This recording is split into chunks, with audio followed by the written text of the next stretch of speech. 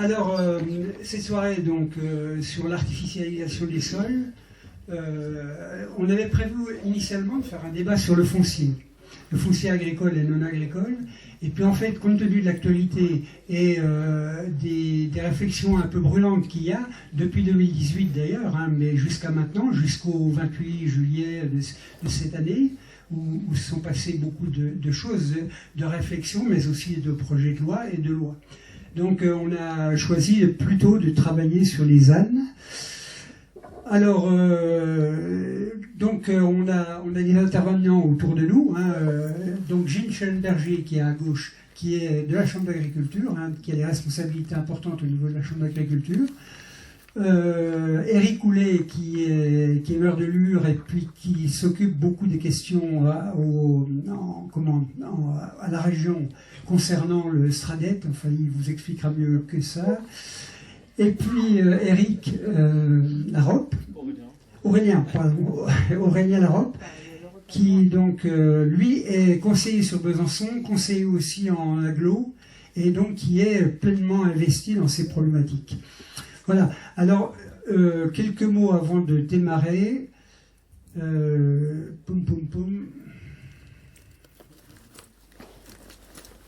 Alors, qu'est-ce que c'est que l'artificialisation des sols ? Donc, c'est l'altération durable de toute ou partie des fonctions écologiques d'un sol, en particulier de ses fonctions biologiques, la vie, hydrique et climatique, ainsi que son potentiel agronomique par son occupation ou son usage. Occupation ou usage étant bien nettement distingués, quoi. Mais aboutissant à la même chose. J'intervenais tout à l'heure, je dis à Gilles, je dis, mais je vais t'interroger sur une chose, c'est que quand il y a des gros engins qui passent sur un champ, et puis qu'en même temps, on a des pesticides qui sont épandus, est-ce qu'on considère que c'est de l'artificialisation ? J'avoue que je n'ai pas les réponses, mais peut-être qu'il nous la donnera. Alors, donc, les sols, hein, moi je suis de l'antenne vertière, le sol il fait 80 mètres. On a 80 mètres d'épaisseur de sol, mais ça peut aussi aller à quelques centimètres. Donc les sols, hein, ça vient à la fois du sous-sol, de la roche qui se dégrade, ça vient du climat et ça vient de l'atmosphère en général. Dans le sol, on a de l'humus, on a de l'argile, et puis on a des composants des aliments, enfin, en très gros traits, qui permettent de faire pousser les végétaux. Donc c'est essentiel pour la vie. Alors,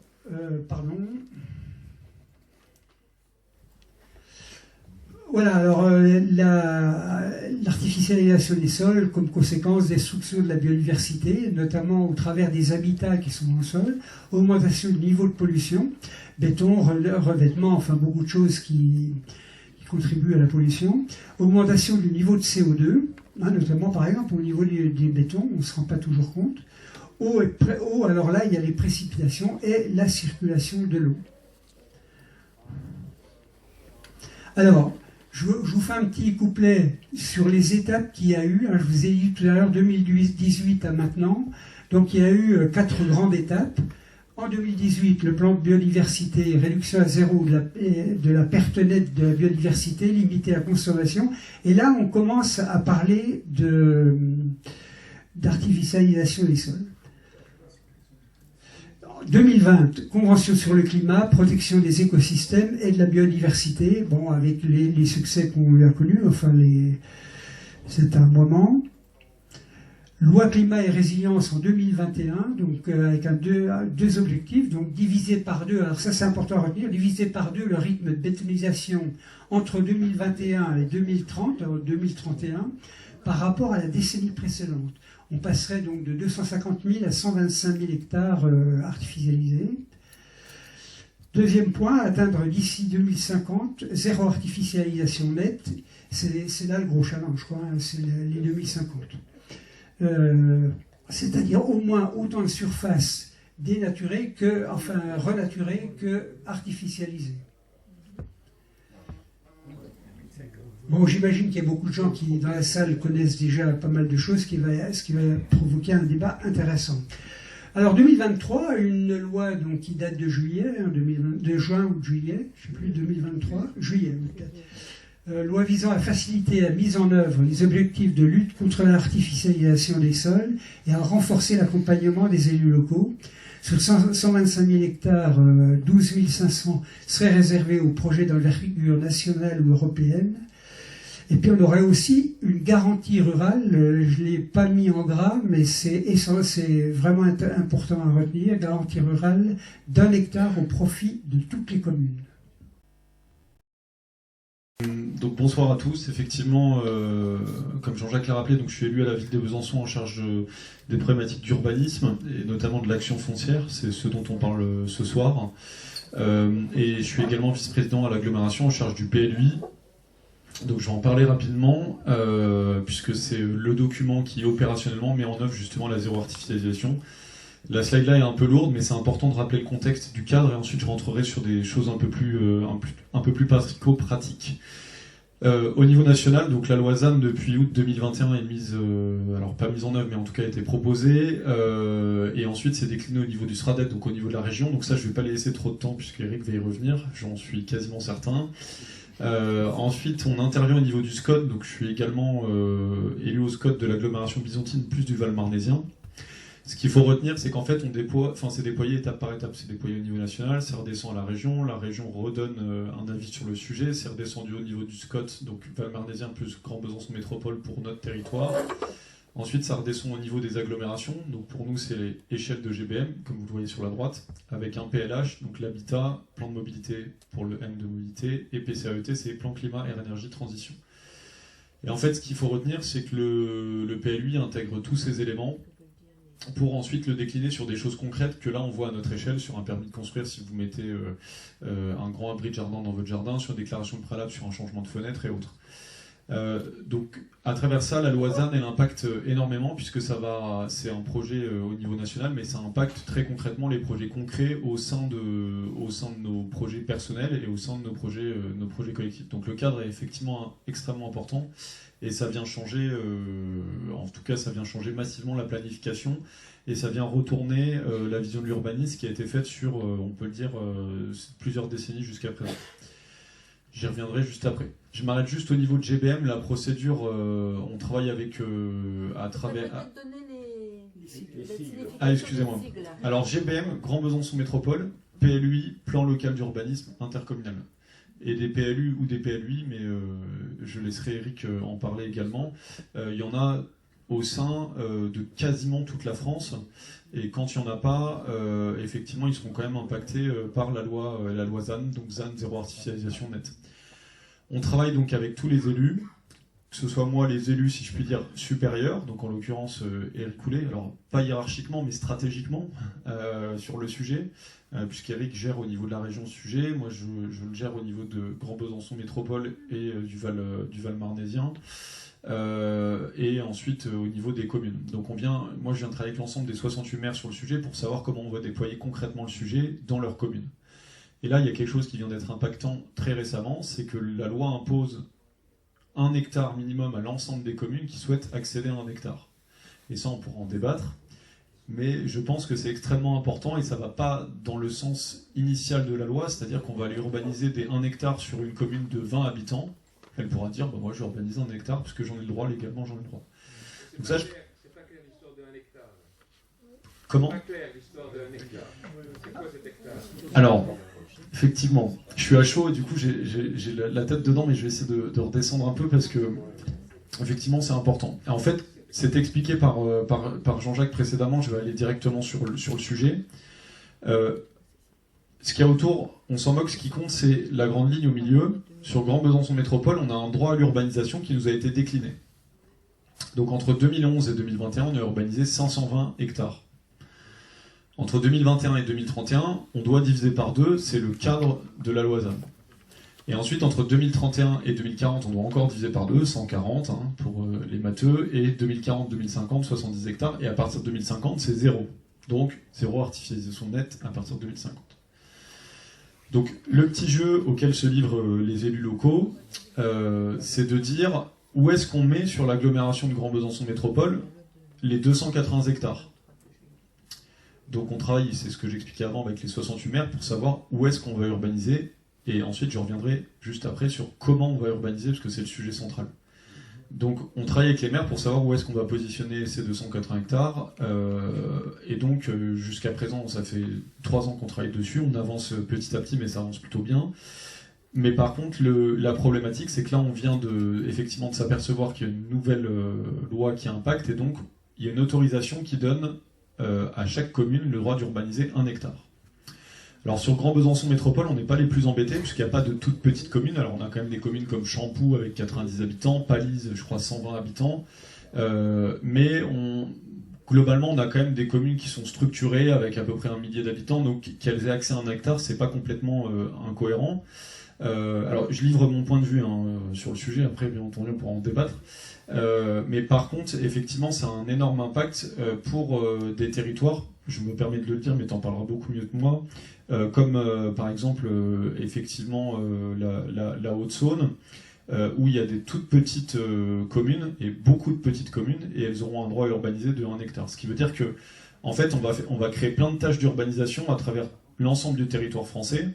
Et ça, de mon point de vue, c'est une vraie problématique d'un point de vue écologique, puisque c'est-à-dire qu'on ne renforce pas les centralités existantes, on vient urbaniser par petites tâches, plutôt de se dire on essaie d'urbaniser peu, mais d'urbaniser à peu d'endroits. Ça, pour moi, c'est une problématique, mais on pourra, bien entendu, je pense que c'est un des principaux du débat de sujet de ce soir. Je vais avancer rapidement. Sur Grand Besançon Métropole, on voit la boucle sur la droite. Donc à gauche, à droite, c'est la même image au même endroit. À gauche, on est en 1956, il y a 113 000 habitants. Et grosso modo, vous voyez sur la partie gauche des militaires qui sont toujours là, et on voit la cité Jean Jaurès qui est juste ici. Pour les personnes qui sont un peu loin, je l'entoure. Et en fait, grosso modo, j'exagère un peu parce qu'il y a le début de Saint-Ferjeux, mais grosso modo, à l'ouest de Besançon, à l'ouest de la cité Jean Jaurès, qui a été construit il y a 100 ans maintenant, il n'y a pas d'urbanisation. Et pour autant, on a 113 000 habitants. Et aujourd'hui, on a 118 000 habitants en 2020. Et vous voyez, on a urbanisé toute cette partie-là qui ne l'était pas initialement. Donc, ce qui veut dire que pour une population ISO, on a quasiment doublé notre surface d'urbanisation, et ça depuis à peu près 60 ans. J'arrondis les chiffres, mais c'est pour avoir la tendance. Donc la loi qui nous est proposée, impactée sur ce sujet, c'est effectivement d'arrêter cette urbanisation et de faire en sorte qu'on ait une urbanisation qui soit raisonnée. Et je vais juste vous montrer ce lien parce que ça peut vous intéresser. C'est un support effectivement très intéressant, c'est proposé par l'IGN et qui vient comparer justement sur toute la France vous choisissez la date que vous voulez, donc moi j'ai pris 1956 parce que je savais que ça m'arrangeait aussi au niveau de la population, parce que je savais que la population n'avait pas trop bougé, parce que si on revient dans les années 40, il n'y avait pas autant d'habitants sur Besançon, et ça charge pas, mais bon tant pis. Et en fait, je voulais juste comparer par exemple à un territoire comme Saône ou un territoire comme Saint-Vith. On voit qu'il n'y avait que quelques maisons, et aujourd'hui ça a énormément urbanisé. Donc le cas de Besançon, il ne se résume pas qu'à Besançon, il est d'autant plus exacerbé quand vous êtes sur des communes qui sont périphériques. Là au contraire, elles ont beaucoup plus urbanisé que Besançon. On va dire que Besançon est urbanisé 2 fois plus, alors que si vous venez sur Saône, sur Saint-Vith, sur Tise, je vais essayer de vous montrer, ça met un peu de temps, et bien là effectivement on a des urbanisations qui sont vraiment massives et qui sont vraiment étalées. Donc là ça revient sur la carte que je vous ai montrée. Et donc voilà. Donc bon, ça marche pas très bien, c'est dommage. Mais en fait, vous pouvez aller sur le site et aller tester, et vraiment aller voir des communes que vous connaissez ou que vous ne connaissez pas. Et mécaniquement, plus la commune est petite, plus elle est urbanisée. Je veux pas rentrer dans le cliché, il y aura toujours des cas particuliers, mais globalement, c'est quand même vrai. Et plus la commune est grosse, alors bien entendu, Besançon est énormément urbanisée, mais quand même, ça reste dans une enveloppe qui est limitée. Bon, malheureusement, ça marche pas, mais en tout cas, vous pouvez aller sur le site de l'IGN et tester, c'est assez intéressant, et ça me donne quand même une super tendance de qu'est-ce qu'on a fait sur ces 60 dernières années au niveau de l'urbanisation. C'est un sujet important. Alors, hop, ça marche. Je vais aller sur Saône. Je suis désolé, ça me met un peu de temps. Et c'est pas du tout ciblé sur Saône. Je prends l'exemple de Saône parce que les gens connaissent, hein, mais il n'y a pas de problème avec Saône. On travaille bien avec le secteur plateau justement sur cette problématique de la construction de la ZAN et de la construction au sein du PLUI. Donc là, comme vous le voyez, c'est le secteur de Saône sur la droite, hein, que j'entoure avec la flèche, et de l'autre côté, de manière symétrique, on voit la ville de Saône juste là. Donc en 60 ans. Par contre, la population de Saône est effectivement doublée. En termes d'urbanisation, on est quasiment sur un x12 sur Saône. Et en fait, si on continue dans 60 ans comme ça, il faut quand même imaginer que Saône, ça ferait tout ça, quoi. Si on fait x12. Donc ça, c'est quand même un sujet extrêmement important. Et aujourd'hui, on se doit, et à toutes les échelles, de changer le paradigme d'urbanisme. Et je vais tâcher d'en parler en quelques secondes. Et puis ensuite, je laisserai la parole à Eric sur le sujet. Donc le modèle d'aménagement classique avant, c'était on prend un espace naturel agricole, on le transforme en espace urbain, et une fois que l'espace urbain est plus utilisé, on le laisse en friche urbaine. Et on le laisse tel quel, et puis ensuite on reprend un espace agricole, ça recommence, on refait un espace urbain, une fois que l'espace urbain n'est plus utilisé, on le laisse en friche urbaine. Donc là c'est pareil, hein, je suis désolé, je suis obligé pour faire un discours un peu simpliste, on est un peu dans le cliché, tout le monde n'a pas fait ça, c'est pas le cas de tout le monde, mais massivement, ça a été quand même le cas de beaucoup d'agglomérations en France. Et donc le projet qui est proposé et qu'on propose sur Grand Besançon Métropole sur le sujet, c'est d'essayer de travailler sur un principe d'espace circulaire, de dire on va plus chercher l'espace agricole et naturel. Alors c'est pas complètement vrai, puisque comme vous voyez, on s'autorise 280 hectares, 140 hectares, puis ça diminue. Mais c'est de se dire, on a un espace urbain, il passe en friche urbaine, et si on a besoin d'un nouvel espace urbain, ben on retravaille la friche urbaine pour effectivement recréer un espace urbain et on ne vient plus chercher nos espaces agricoles et nos espaces forestiers. Et ça, c'est extrêmement central d'un point de vue de la biodiversité, d'un point de vue de l'agriculture locale qu'on peut proposer, d'un point de vue aussi de questions climatiques qui peuvent impacter, puisque nos espaces naturels et nos espaces agricoles qui sont à proximité, ils sont quand même le premier rempart aux crises climatiques auxquelles on peut faire face dans les années à venir. Donc je pense que c'est extrêmement central de les protéger et extrêmement central d'y faire attention.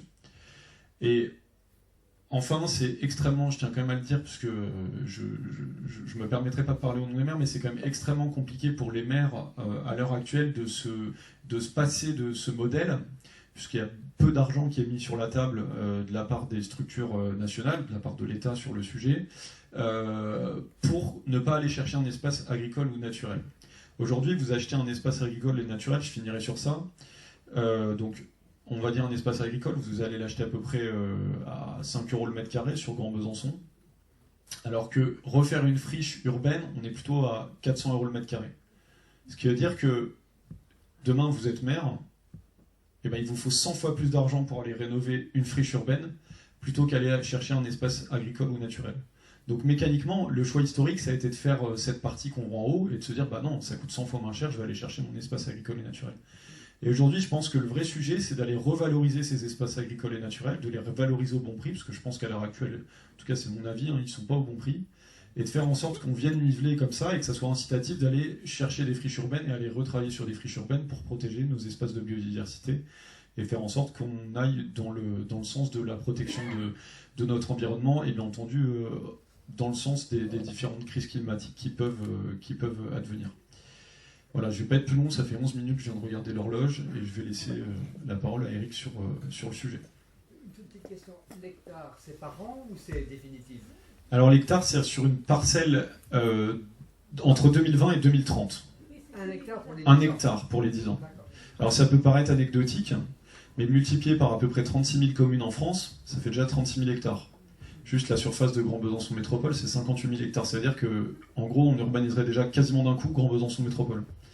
Et juste pour donner une tendance d'urbanisation, donc Grand Besançon Métropole, c'est de Delu à Saint-Vite et de Mamirol à Devcé.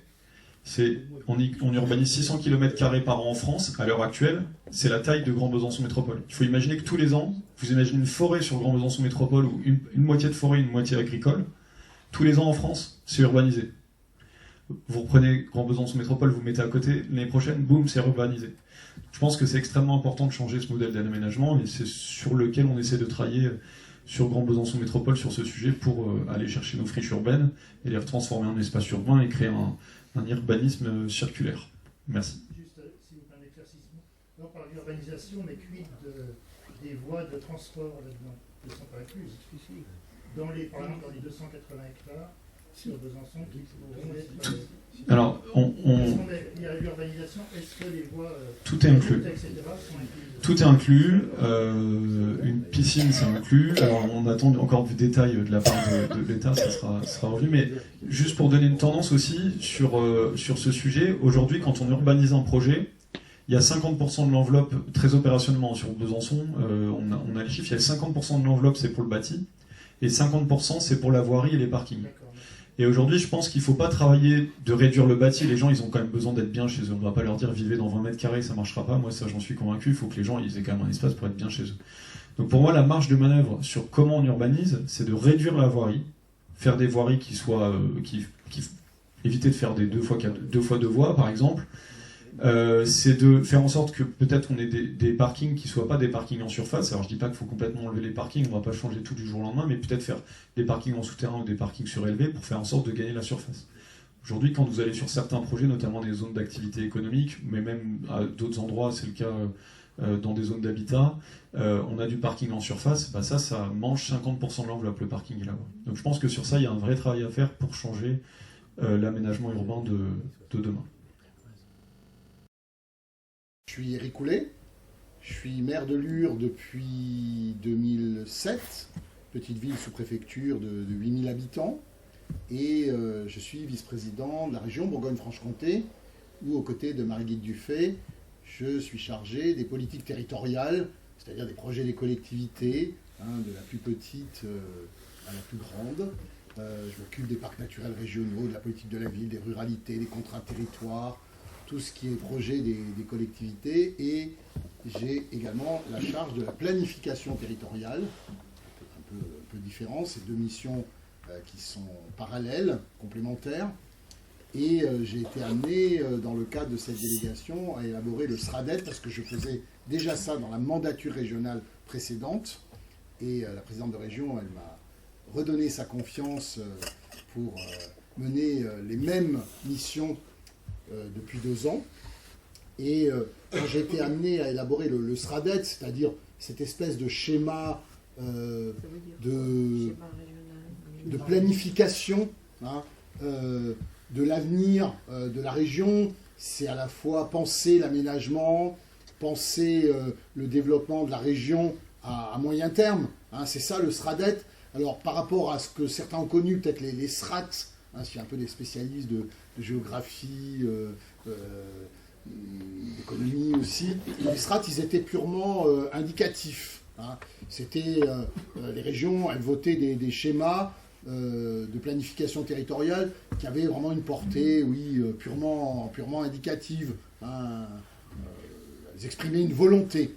Les SRADET, ils sont quand même plus ambitieux dans la mesure où ils ont pour partie une portée prescriptive, et ils sont surtout plus intégrateurs. C'est-à-dire qu'ils englobent plus de thématiques que l'aménagement du territoire au sens strict. Il y a aussi des thématiques comme les mobilités, le numérique, qui entrent dans les SRADET. Donc moi, quand j'ai été amené à élaborer le premier SRADET en Bourgogne-Franche-Comté, c'était à la fin de la décennie précédente. J'étais complètement en phase avec le mouvement qu'a très bien décrit Aurélien tout à l'heure, avec la loi biodiversité, avec le travail élaboré dans le cadre de la Convention citoyenne pour le climat, et le SRADET que nous avons fait adopter avant le renouvellement régional de 2021, il mettait vraiment au cœur de son ambition les transitions écologiques, énergétiques, numériques, et à l'intérieur de cette ambition, il y avait en particulier déjà, avant que la loi climat et résilience de 2021 ne le formalise, l'objectif déjà du zéro artificialisation nette pour la région Bourgogne-Franche-Comté à l'horizon 2050. Nous avions déjà affiché cette ambition, nous, avant la loi. Et nous avions adopté ce SRADET à la majorité politique de l'époque, donc très courte majorité, qui est plus importante aujourd'hui. Et nous étions lancés donc dans un processus assez volontariste, avec un rythme qui a été percuté par cette fameuse loi climat et résilience du mois d'août 2021. Car la loi climat et résilience, elle nous a tout de suite obligés à modifier ce SRADET sur le point du rythme de réduction de la consommation foncière. Nous, on était vraiment en phase avec la loi, déjà, mais il a fallu qu'on en précise le rythme, et en particulier la première étape, celle dont Aurélien a parlé, de réduire de 10% la consommation foncière sur la décennie qui vient par rapport à la décennie précédente.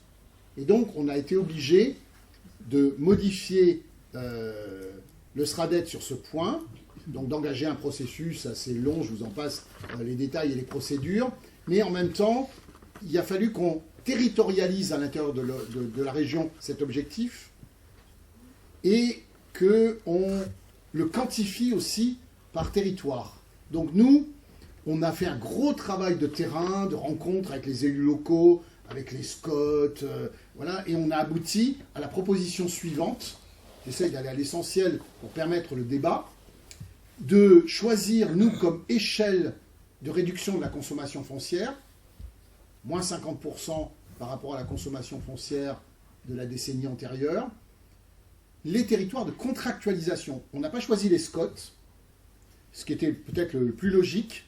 On travaillait avec les SCOT, mais des SCOT, il n'y en a pas partout en Bourgogne-Franche-Comté. Loin s'en faut. Et Aurélien, il le sait bien.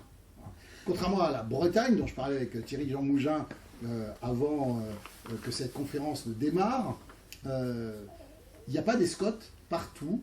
Il n'y a pas d'organisation de la planification territoriale partout en Bourgogne-Franche-Comté. Il y a des trous dans cette région.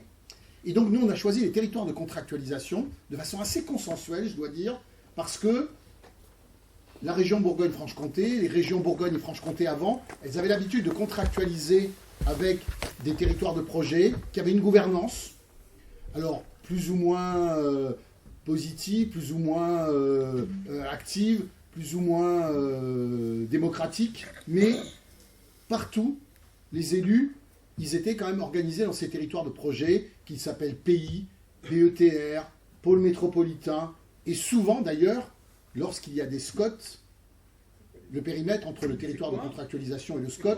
Il ne faut pas employer les sigles. Hein. Alors, le SCOT, schéma de cohérence territoriale. Voilà, schéma de cohérence territoriale. Et donc, il y avait souvent confusion entre les deux périmètres, et là où les SCOT n'existaient pas, là où la planification n'était pas organisée localement, eh bien, on a choisi ces territoires de contractualisation, ces territoires de projet qui existaient, avec une gouvernance. C'est souvent des fédérations d'intercommunalité, surtout en milieu rural. Donc, on avait mérite d'avoir organisé une répartition de l'effort de consommation foncière avec les élus locaux, dans le cadre de territoires de projet, de territoires de contractualisation, bien identifiés par les élus et les acteurs. Première chose. Deuxième chose, l'objectif c'était de réduire de 50% la consommation foncière.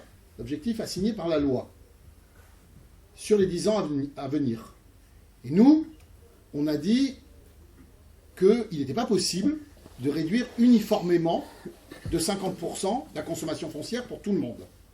Et on a essayé de bâtir, alors on a longuement négocié, Aurélien il a participé à de multiples réunions, un modèle qui prenait en compte la consommation foncière passée effective de ces territoires, les perspectives quand même qu'on pouvait dessiner pour ces territoires en matière de dynamique démographique, économique, voilà, c'était l'idée simple qui consistait à dire la dynamique du territoire du Haut-Doubs, du secteur de Pontarlier, n'est pas la même, qu'on le veuille ou non, que celle du Châtillonnais, en Côte d'Or.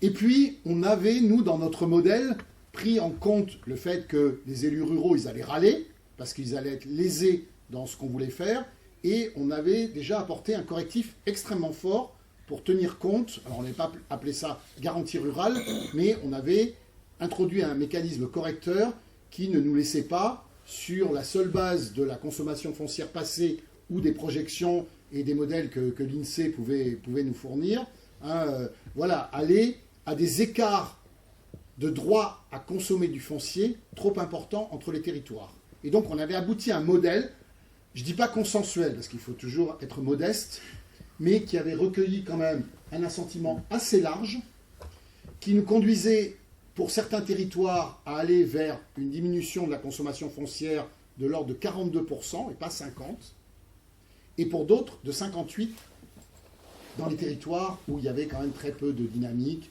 très peu de pression économique, démographique, en matière d'emploi, jusqu'à 58%. Donc on avait une fourchette. Si on n'avait pas mis ce correctif rural dont j'ai parlé, l'écart, je vous le dis, aurait été entre 30 et 70. Donc on en avait déjà largement tenu compte.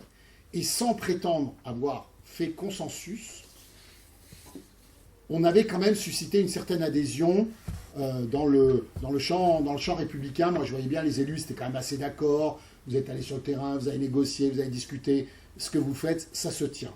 Et donc, lorsque moi, j'ai voulu, avec Marie-Guy Dufay, présenter ce modèle, qui était prêt, eh bien, nous savions que le gouvernement, sous la pression deux groupes parlementaires, deux groupes au pluriel, parlementaires, au Sénat surtout, à l'Assemblée nationale également, souhaitait à nouveau modifier les règles du jeu, parce que un certain nombre de lobbies ruraux, je vais dire ça comme ça, tout le monde comprendra ce que je veux dire, étaient totalement opposés à cet effort de réduction de la consommation foncière, trop pénalisant pour leur territoire.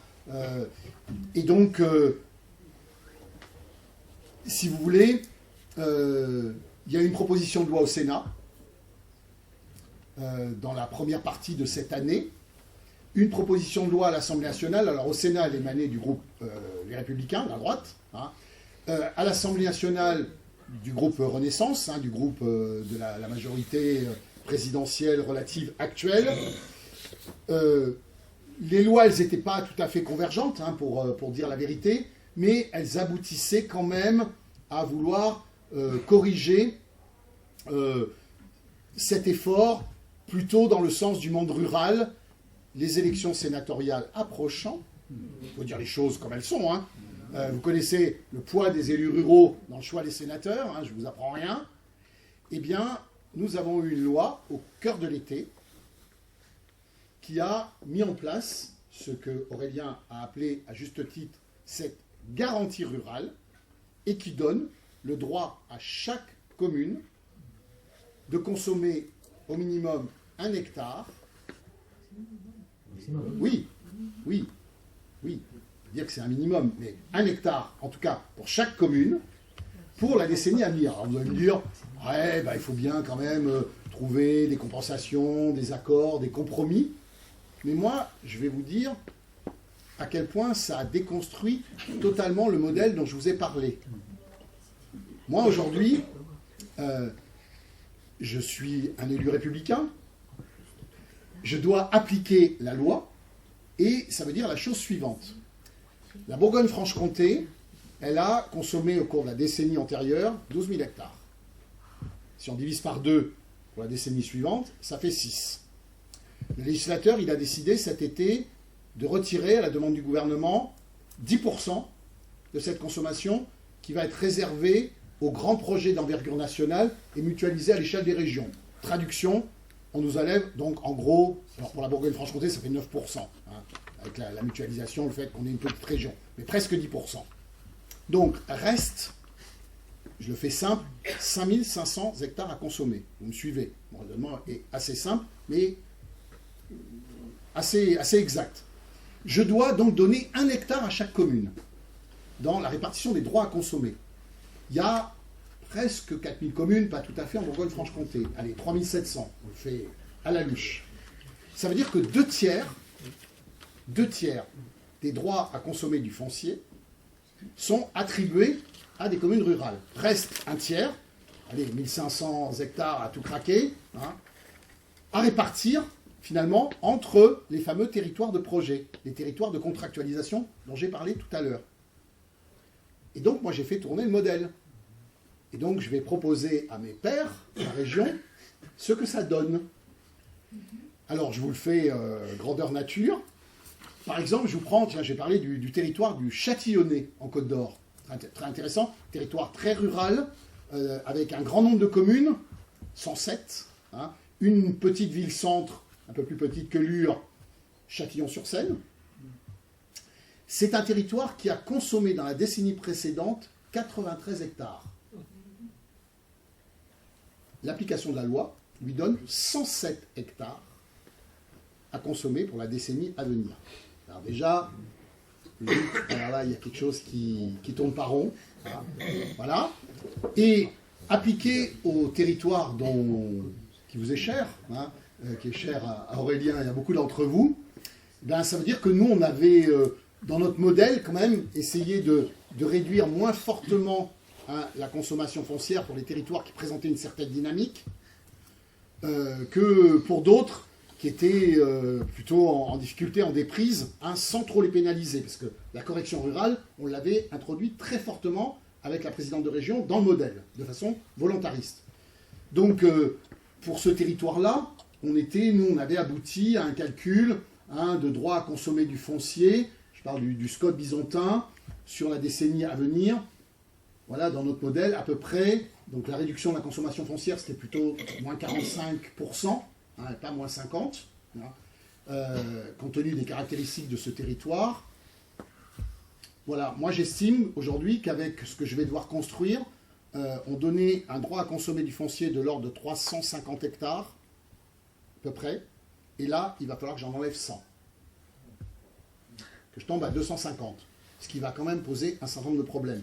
Alors moi, je ne vous dis pas, appliquer à un territoire, j'en ai parlé tout à l'heure, soumis à une pression économique, démographique, foncière extrêmement forte, comme le Haut-Doubs, le territoire pontisalien.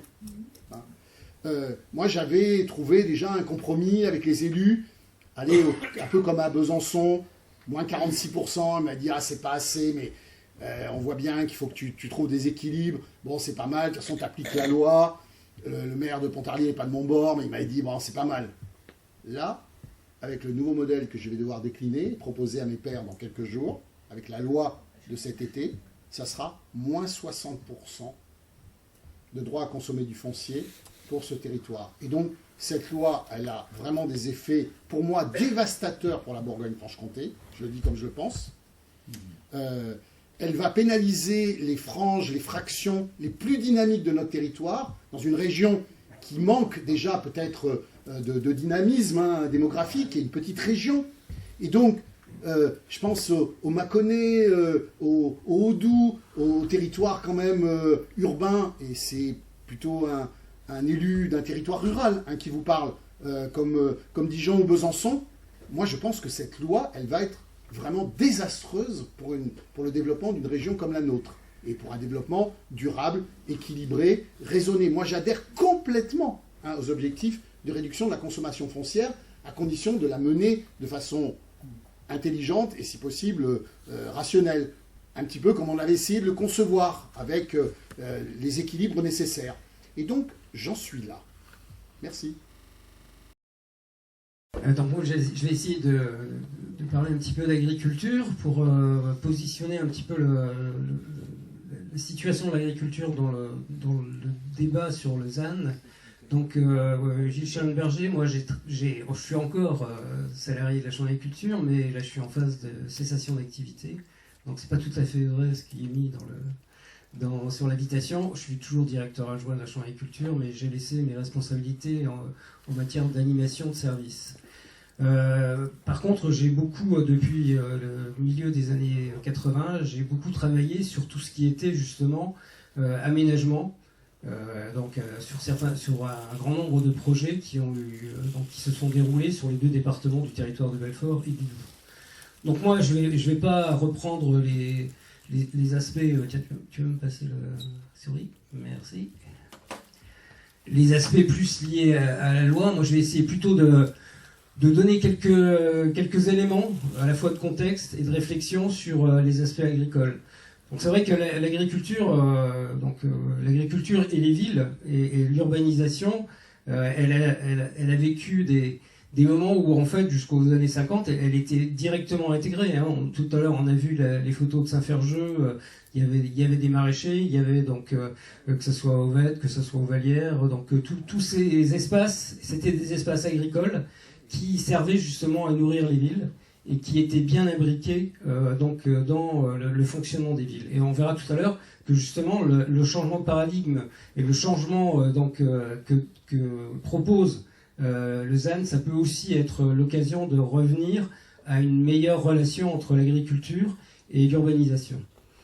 Après, hein, bon, je ne vais pas refaire l'histoire, mais c'est vrai qu'à partir à la fin de la guerre et donc à partir des années 50, ça a été un petit peu différent. C'est-à-dire, il y a eu l'urbanisation, il y a eu ce qu'a montré tout à l'heure Aurélien, il y a eu le lotissement, il y avait l'accès à la propriété, et c'est vrai que tout à l'heure Aurélien a donné un avis qui était plutôt un avis de commune, mais si on se place sur l'aspect plus accession à la propriété, ça a été le moyen d'accéder à la propriété, hein, le terrain pas cher, la différence entre faire de la construction sur du terrain agricole ou de faire de la rénovation, c'est considérable. Donc ça a été un moyen justement de développer un modèle de société qui, là, est donc questionné sur ses impacts sur la consommation de foncier. Et donc là, à partir moi je commençais à travailler donc, au début des années 80, et le travail qu'on conduisait, c'était, par exemple sur Technoland 2, c'était trouver 250 hectares de terrain agricole pour faire du développement de l'industrie. Je parle de Technoland 1, moi je suis arrivé à Technoland 2, donc ça faisait 250 hectares, donc on voit la consommation. À Besançon, ça a été les grandes zones d'activité, parce que l'urbanisation, bien entendu, on est passé de 113 000 à 118 000 habitants, mais l'urbanisation et la consommation de foncier, elle s'est surtout faite sur des zones d'activité, que ce soit Château-Farine, que ce soit École Valentin, que ce soit la zone de Vaux-les-Prés. Il y a eu aussi le travail sur l'échangeur Est, donc Marchaux-Chaux-Fontaine, où là c'était 130 hectares. J'espère que maintenant ça va diminuer, même s'il y a déjà eu tout un travail qui a été réalisé. Donc on était sur l'espace agricole qui était une réserve foncière. On ne se posait pas les questions. On avait à la fois une diminution du nombre d'agriculteurs, du foncier qui était disponible, des agriculteurs qui au moment de leur retraite, voilà, j'ai travaillé sur Technoland 2, il n'y a pas eu le Grand Canal, donc les agriculteurs, ils attendaient les indemnités du Grand Canal, ils ne les ont pas eues. Je suis venu donc, pour travailler sur Technoland 2, ils étaient tout contents de céder leur surface et d'avoir des indemnités, justement parce que les retraites agricoles, etc. Donc je prends pas de position, je vous explique juste donc les éléments du débat et les éléments de la réflexion au niveau agricole. Et puis après, il y a eu toute la prise de conscience des années, fin des années 90, début des années 2000, sur les impacts de la consommation du foncier, sur l'environnement, le bilan carbone, l'autonomie. Bon, ça a été dit, hein, c'est les attendus de la loi. Donc c'est vrai que c'est pas récent, hein, cette volonté de réduire l'artificialisation pour préserver la biodiversité. C'est 92, le sommet de Rio. Par contre, quand on regarde, hein, là aussi c'est intéressant, c'est de voir les lois, que ce soit les lois d'urbanisme, la loi SRU, c'est donc solidarité, renouvellement urbain, et ALUR, c'est aménagement... non. C'est accès au logement et urbanisme urbain. Voilà, c'était ça. C'est ça que je voulais mettre en évidence, c'est que là, on était toujours là aussi, non pas, bien entendu, il y avait cette préoccupation de réduire la consommation de foncier, mais on était quand même aussi sur l'accession à l'amélioration du logement et l'amélioration de la construction. Donc ça a été pris aussi dans les lois agricoles, que ce soit en 2010 ou en 2014, avec la commission départementale de protection des espaces naturels agricoles et forestiers, où là, on a vraiment eu l'occasion de mettre en œuvre un certain nombre d'actions pour limiter la consommation de foncier. Ça a été un travail intéressant parce que c'est justement, et c'est ce que je mettrai en évidence par la suite, c'est que le ZAN, en fait, ça oblige à rediscuter de la consommation du foncier. On le fait déjà dans le cadre de la CDPNAF, mais ce sera une occasion supplémentaire si, bien entendu, la loi et les décrets d'application ils permettent d'avoir toujours ce lieu de discussion. Voilà, donc je passe rapidement là-dessus. Hein, voilà. Si, quand même, le dernier point, c'est vrai que, moi, là, c'est une position qui n'est pas la position politique, mais qui est plutôt une position d'observateur du fonctionnement de l'État. Et en fait, c'est une façon pour l'État. L'État, il a été très impliqué dans l'urbanisme. Peu à peu, les DDT, ils ont perdu. Hein, bien sûr, il y a de moins en moins de monde dans les DDT, donc ils ont perdu un peu de pouvoir. Ça a été décentralisé. C'est les collectivités qui ont repris le pouvoir sur l'urbanisme. Je dirais d'ailleurs que des fois, quand c'est dans les petites communes, c'est pas toujours l'idéal. Mais malgré tout, c'est un fait. C'est-à-dire, il y a eu la décentralisation. Et je pense que là, l'État, il reprend le pouvoir, un petit peu de pouvoir, sur le dossier urbanisme, en fixant des règles. Après, on pourra discuter si ces règles, elles sont adaptées et si elles sont réalistes, mais c'est une façon pour l'État de réaffirmer sa position dans un dossier là, donc, qui avait été complètement abandonné au profit des collectivités. Je passe rapidement sur les éléments de contexte. C'est vrai que depuis 2003, on travaille avec Besançon, avec la CSGB, puis après GBM, sur tout ce qui était l'agriculture périurbaine. Il y a eu la charte de gestion économe du foncier, il y a le fonctionnement, je vous l'ai dit, de la commission. Il y a eu un travail sur la valeur agronomique des terres, parce que ce qui est important, c'est vrai que jusqu'à présent, la consommation de foncier, elle se fait d'ailleurs toujours, sur des terrains qui sont de très bonne valeur agronomique. Hein, c'est simple, les communes, elles s'implantent souvent dans le fond de la vallée, elles s'implantent sur des terrains plats, profonds, où il n'y a pas trop de contraintes en matière topographique, et c'est aussi les meilleurs terrains. Et c'est aussi un des problèmes, c'est pas seulement le foncier qui pose problème, c'est aussi la nature du foncier qui est consommé qui pose problème. Bon, après, il y a eu il y a les études éviter, réduire, compenser, et la compensation collective agricole, là aussi, hein, c'est quelque chose qui a démarré et qui permet justement de réfléchir et de travailler sur cette réduction et l'évitement de la consommation. Bon, après, il y a une fiche action, mais ça je passe. Toujours sur le contexte, voilà, donc depuis 81, les surfaces artificialisées, elles ont augmenté de 70%, et le nombre d'habitants seulement plus de 19%. En fait, la France, c'est un pays qui a beaucoup, qui est assez peu peuplé, qui a beaucoup de terrain, et donc l'urbanisation jusqu'à présent, on se posait pas trop de questions, hein, ce qui a été montré tout à l'heure. Donc là, on a 47 km² artificialisés pour 100 000 habitants en France. En Allemagne, on est à 41. Au Royaume-Uni et en Espagne, 30. Et en Italie, 26. Les maisons mitoyennes, qui sont presque la règle, au Royaume-Uni, c'est pas du tout une façon de construire qui a été développée au niveau français. Mais c'est justement quelque chose qui va revenir et qui, je pense, est quelque chose qui a son intérêt en matière non seulement d'habitation, mais aussi de conditions d'habitation. Là, je passe parce que justement, ça a été déjà présenté, hein, donc dans le Stradet et sur les surfaces qui ont été accordées. Et juste moi, ce que je voulais montrer, ce que je voulais évoquer, c'est d'une part que l'évolution de l'agriculture, ça ne s'explique pas uniquement par le prisme de la consommation du foncier.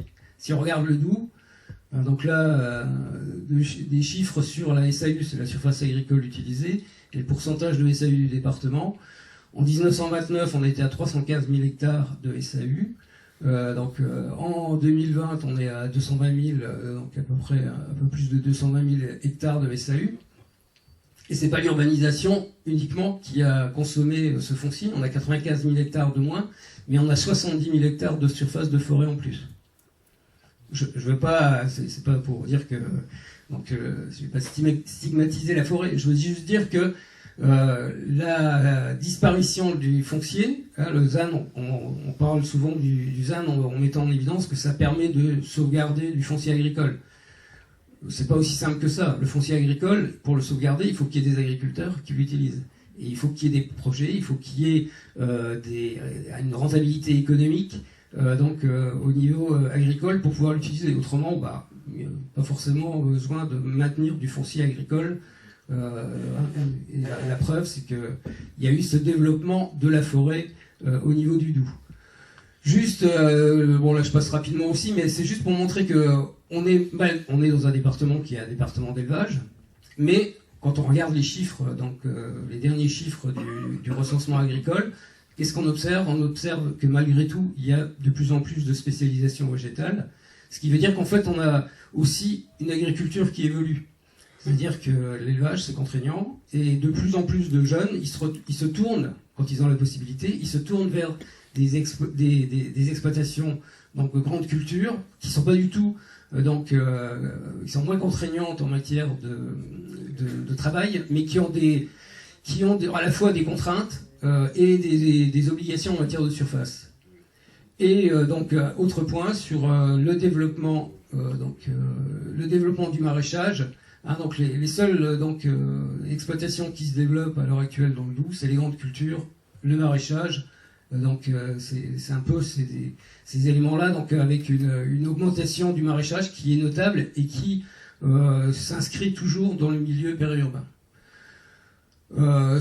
Autre élément, c'est pour montrer, ça c'est un travail qu'on a conduit dans les différents PLUI, on travaille beaucoup avec les collectivités pour réaliser des études agricoles au niveau des PLUI, on travaille sur la surface agricole et sur à la fois la surface qui est déclarée au niveau de la politique agricole commune et la surface qui est agricole, ou du moins qui est ouverte, qui est à l'heure actuelle utilisée, fauchée, etc., mais qui n'est pas dans les exploitations agricoles. Et on voit que, suivant les territoires, on peut avoir une grande partie de la surface. Par exemple, si on prend le Scott Nord-Doubs, il y a presque 20% de la surface qui est ouverte, qui ressemble à la surface agricole, mais qui n'est pas dans une exploitation agricole. Donc en fait, le ZAN, c'est pas uniquement une affaire d'exploitation agricole, c'est aussi une affaire d'aménagement du territoire et d'aménagement de l'espace et des paysages autour des agglomérations. Voilà, donc ça c'était pour ça. Et bien entendu, il y a aussi des friches. Il y a un travail qui a été engagé par la DDT et sur l'identification des friches pour essayer de regagner sur ces friches pour pouvoir justement refaire du terrain agricole. Donc moi, l'élément sur la sensibilité à la question de consommation du foncier, elle est variable suivant les productions. On n'a pas la même approche quand on est maraîcher et quand on est sur une petite surface et qu'on va se faire consommer 1 hectare, et quand on a 350 ou 500 hectares et qu'on va se faire consommer aussi 1 hectare. Donc il y a des approches qui sont différentes, et ça va aussi varier suivant la phase de développement d'exploitation. On n'a pas la même approche quand on est en phase de retraite et quand on est en phase d'installation. Il faut savoir que c'est aussi une logique patrimoniale, souvent la consommation de foncier au moment de la retraite et de la cessation d'activité.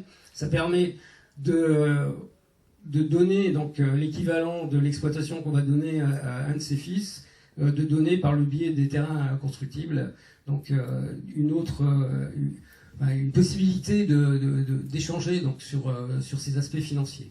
Donc il y a aussi cet aspect patrimonial qui est intégré, et le secteur géographique. Il n'y a pas la même approche sur le secteur de Montbéliard ou le secteur du Haut-Doubs. Il y a une stabilité des surfaces qui sont utilisées par les exploitations agricoles. À l'heure actuelle, là, je vous mets un chiffre. C'est vrai que les aides dans le cadre de la PAC qui sont attachées aux hectares, on a 450 € environ par hectare. Donc ça vous donne une idée de l'enjeu en matière financière. Mais il y a aussi maintenant pour la zone AOP, il y a le mécanisme de régulation de la production, c'est-à-dire il y a des litres de lait qui sont attachés à l'hectare. Donc quand on voit la valorisation comptée, donc c'est aussi un enjeu.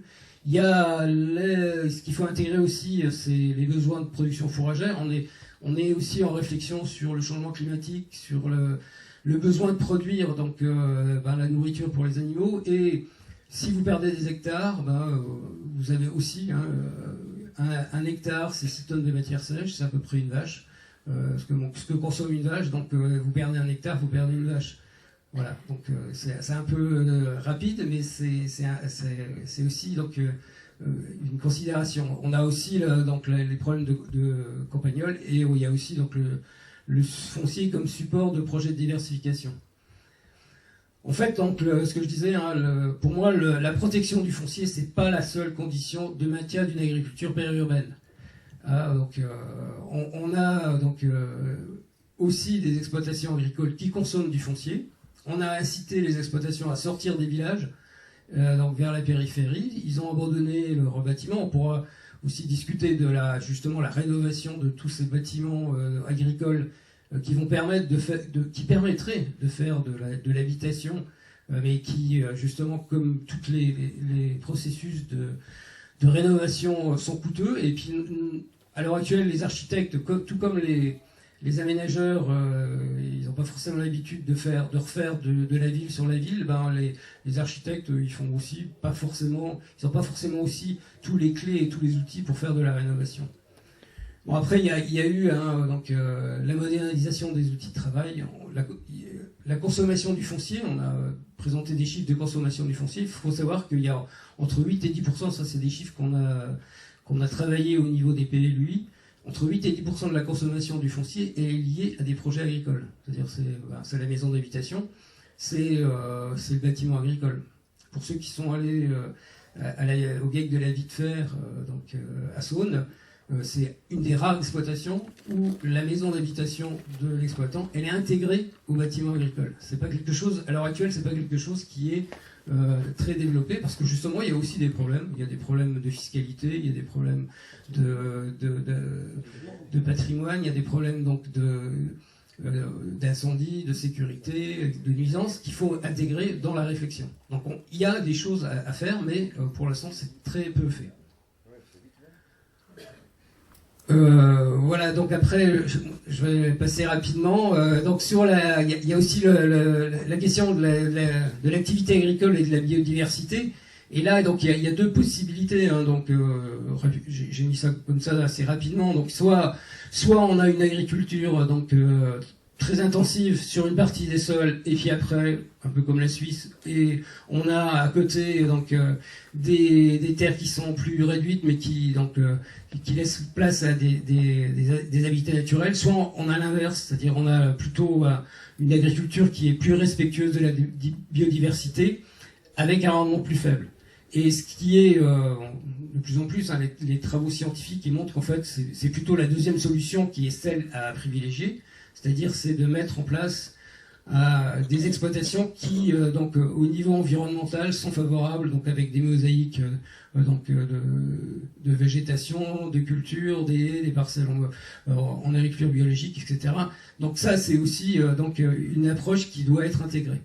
Et en fait, les enjeux pour intégrer le zéro artificialisation nette, c'est trouver un compromis entre une urbanisation repensée, avec justement un travail sur les nouvelles formes de construction au niveau des agglomérations, une biodiversité donc qui soit basée sur à la fois des espaces, un peu ce qu'on a au niveau byzantin, c'est-à-dire des zones humides, des coteaux, des forêts, et puis un maillage de corridors, une agriculture qui soit diversifiée et qui protège l'environnement et qui soit en lien avec l'agroécologie, et puis après une agriculture diversifiée, un peu ce qu'on essaie aussi de construire autour de Besançon avec des projets alimentaires territoriaux. Voilà, donc pour pour construire ces projets de territoire, il y a déjà des outils qui existent. Hein. Nous, on a déjà proposé la mise en place d'un certain nombre d'outils, comme les zones agricoles protégées, les périmètres de protection d'espaces naturels, les projets alimentaires territoriaux. Moi, ce que je voulais mettre en évidence, c'est que l'adaptation de l'agriculture aux ZAN, elle va passer justement par un projet agricole qui soit différent de ce qu'on avait jusqu'à présent. Et donc, avec un choix politique et des espaces de discussion et de construction. Et donc, un peu pour conclure, c'est une révolution, hein, donc, bien, ça a été dit, c'est une révolution dans notre manière de penser. Mais donc, à ce soit l'urbanisation ou l'agriculture, c'est vraiment quelque chose qu'il faut intégrer.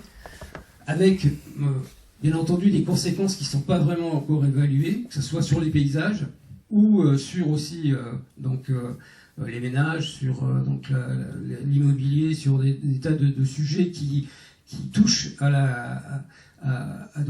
au développement économique des zones. Pour moi, il y a encore quand même beaucoup d'incertitudes. J'en ai vu des projets, des lois, etc. C'est pas pour faire un peu défaitiste, mais il y a quand même beaucoup d'incertitudes sur les délais de faisabilité de la mise en œuvre du ZAN. Hein, donc, je ne vais pas parler d'éco-phyto, mais ou d'autres programmes où on a des ambitions très élevées, et puis au fil du temps, ça finit par un petit peu se calmer. Mais pour moi, le ZAN, c'est justement l'occasion de tester et de valider d'autres modes de développement de l'agriculture, que ce soit au niveau des circuits alimentaires, au niveau des productions, et sur les complémentarités entre espaces agricoles, naturels et urbains. Peut-être qu'on parle du zéro artificialisation nette, on arriverait déjà à une optimisation foncière. Pour moi, ce serait déjà vraiment très réaliste, et ce serait quelque chose qui serait déjà un bon début, mais on va pas, c'est pas pour dire qu'il ne faut pas qu'on s'implique dans le ZAN, hein, mais juste pour dire qu'il y a déjà des travaux qui ont été réalisés, et on mènerait déjà à bien ces travaux, ce serait déjà pas mal.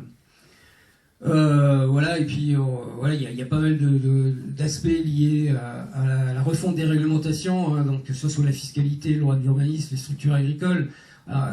Exemple concret, il y a des bâtiments agricoles au niveau de l'espace rural, donc c'est permettre justement d'ouvrir et d'encadrer la possibilité de changement de destination de ces bâtiments agricoles. Il y a pour nous, on accompagne les agriculteurs. Il y a aussi des nouvelles façons de construire en agriculture, parce que c'est vrai qu'en agriculture aussi, on a des choses à faire sur les circulations d'engins, sur le type de bâtiment, sur la rénovation de bâtiments qui existent. Il y a quand même pas mal de bâtiments agricoles qui traînent dans les campagnes et qui sont plus vraiment ni beaux au niveau du paysage, ni utiles au niveau agricole. Et puis après, il faut que, là c'est plus pour les structures, il faut vraiment que ce soit les chambres d'agriculture, les OPA, les syndicats, les SAFER, il faut vraiment se mettre dans la condition de participer à ce travail au niveau du pilotage et de la réflexion autour des ZAN.